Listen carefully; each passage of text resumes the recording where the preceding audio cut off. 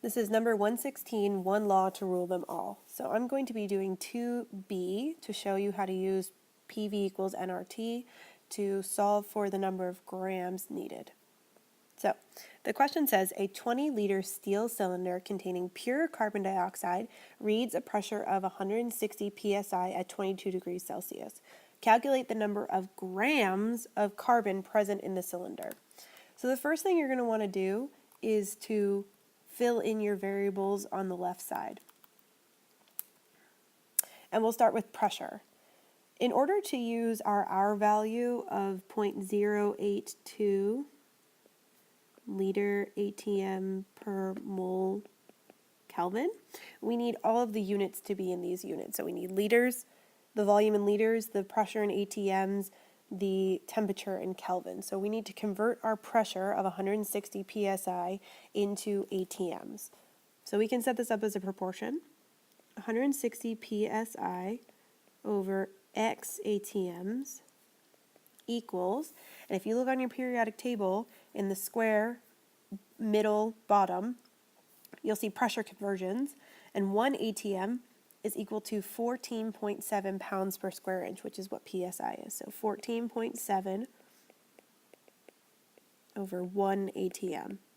If we cross multiply and solve for that, we'll get a pressure of 10.9 ATMs. So that's the first step.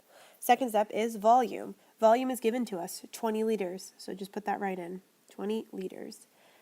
Moles, N, that's what we need to calculate. In order to get to grams of carbon dioxide, we first must calculate moles, and then using the molar mass, we can convert to grams. So this is the one we are looking for. That gets our question mark. And temperature must be in Kelvin. Right now it's in degrees Celsius. So to convert our degrees Celsius to Kelvin, we must add 273 to 22 to get 295 Kelvin. So we'll put that in here, just like so. Now we can use all of our variables to set up our equation to solve for the moles that we need. So it's PV equals nRT. So I will fill those in.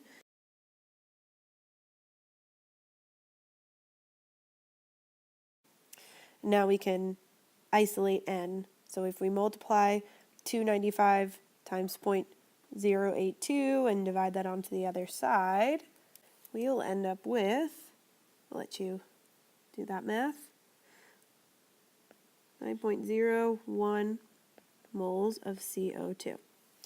Now, the question is asking for grams of CO2, so we must do the next calculation, and that would be to use our molar mass, which is 44 grams per mole.